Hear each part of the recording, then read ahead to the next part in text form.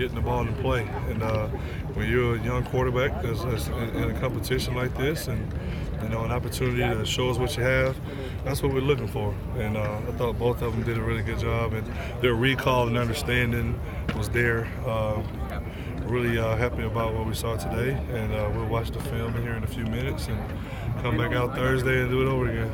T, you have Drevno now on your staff. And you've known him before, so yeah. What does he bring to the table for you? Yeah, we worked together before. Here where he was the offensive line coach, and we were going from one system to another, and we kind of all made that transition together. But then since he's left at Michigan, they were a little bit something different than what we've been, and so fundamentally, ideas and things like that. But his knowledge of the game, he's coached running backs before in his career, and just to have that viewpoint from him and Neil Callaway, guys that have years and years of experience on the offensive line.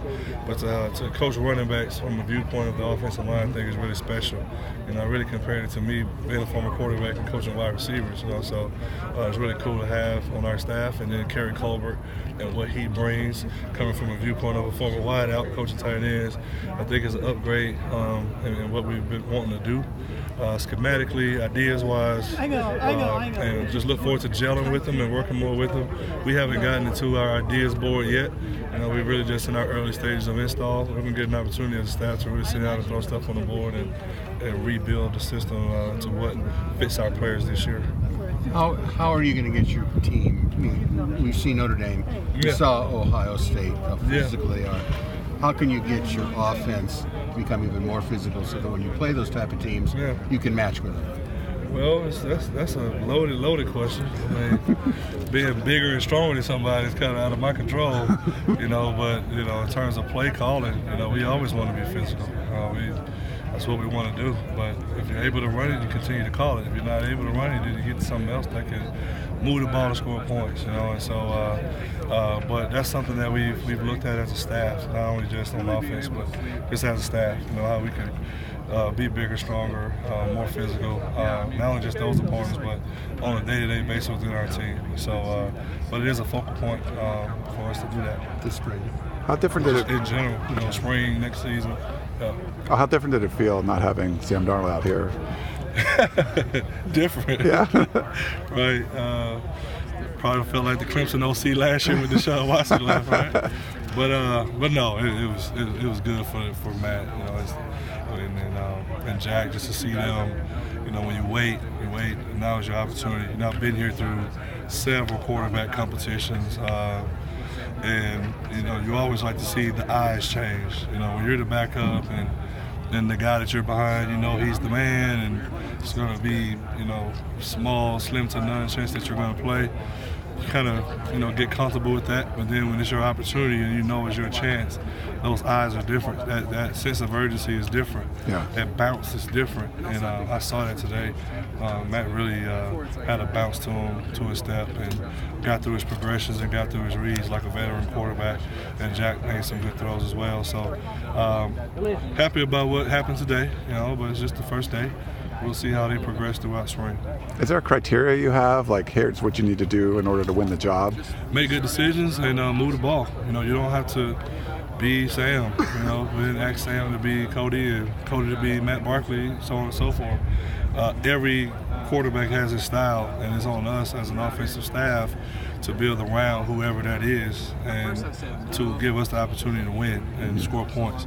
But at the end of the day, the core of quarterbacking is decision-making and moving the ball and helping get the ball in the end zone, whatever that is, whether it's throwing it, whether it's running it, whatever.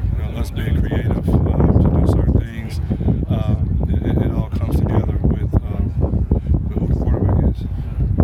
Any specific things to work on? I mean, the one big negative last year, and you could say it was a Sam kind of a thing, but it was a turnover.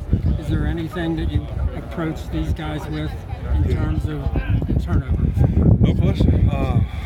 Just like you said, it's just to hit it right in his head. To talk about it. Yesterday we started spring, our first meeting talking about that. Turnovers and penalties on both sides of the ball. Getting more turnovers on defense and not giving them up on offense, and minimizing penalties as a team. And so I thought, starting with the head coach, made a big point of it yesterday at our meeting. And offensively, we've always made a big point of it. Very unlike us, to have the type turnovers that we had. We had 2 fumbles at running back last year by one guy, and 1 fumble in the last 3 years at receiver, which happened in the bowl game by one guy. So, at the end of the day, you can't turn the ball over, and that's something that we're going to continue to preach and practice. What did you see today? Looked pretty good. We had a few drills today of ball security. Not only offensive players, but we incorporated the defensive players and just making it a team theme of ball security. I thought it went well. They were understanding of how to get the ball out and what defensive players are looking to do to make you fumble or cause interceptions.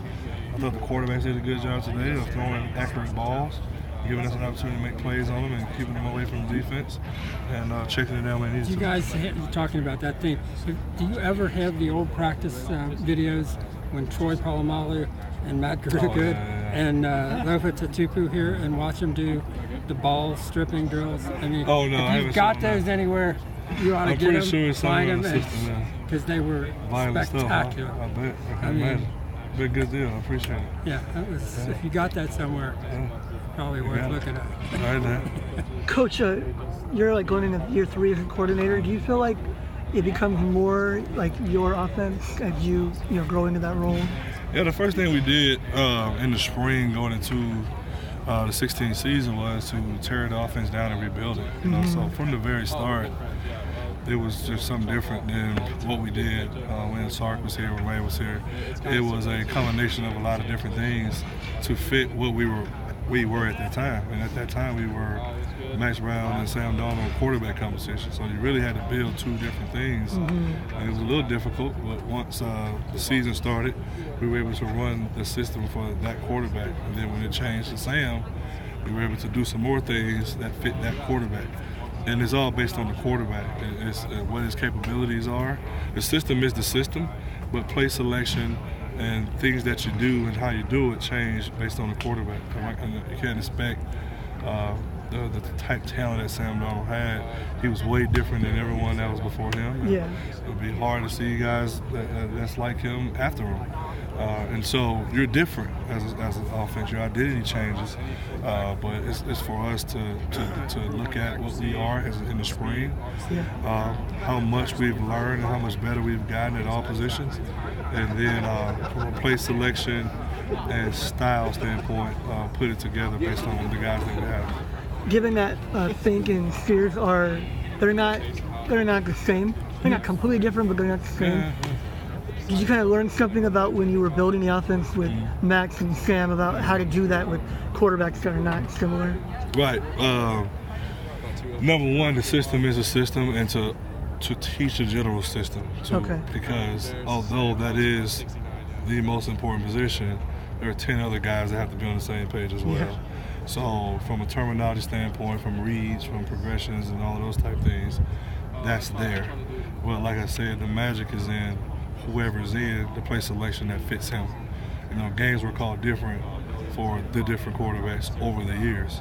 We may have had a playbook this thick, but for that quarterback, it may have been a third of it or more, based on what they can handle and what they can do. And that's what I've learned over the years is you put it all in. You introduce everything. All the reads, all the protections, all the different running schemes, all those things, it's there. Now, what are we best at with him or him or him? And that's what we have to find out, whether it's spring or training camp. I want to ask you about Drebno real quick, and he got this title as the pass protection coordinator. He's obviously a running game coordinator. You're the offensive coordinator. Right. So I'm just wondering how his role, how would it be of assistance to you? How do you imagine you guys working together? The title is the title, but running backs always work with the O-line when it comes to protections, right? Okay. So it's kind of natural, I think the title has something to do with him being here or whatever. I don't know what that got to do with it. It's not ideal, but the running backs coach will always work with the offensive line coach with protections. Those are the 2 guys that have to be most in sync.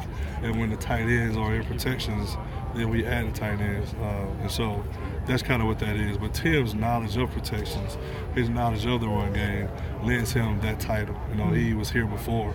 He understands a lot of what we did before. He's done some different things in his years away. His experience as an O-line coach is going to help our running backs. And so I thought it was deserving of the titles and things like that to allow him to be here with us. What do you think about Brian Ellis? You've been able to work with him for Yeah, he's nice, man. Breath of fresh air. You know, young, energetic, great ideas. Played quarterback himself, was successful himself.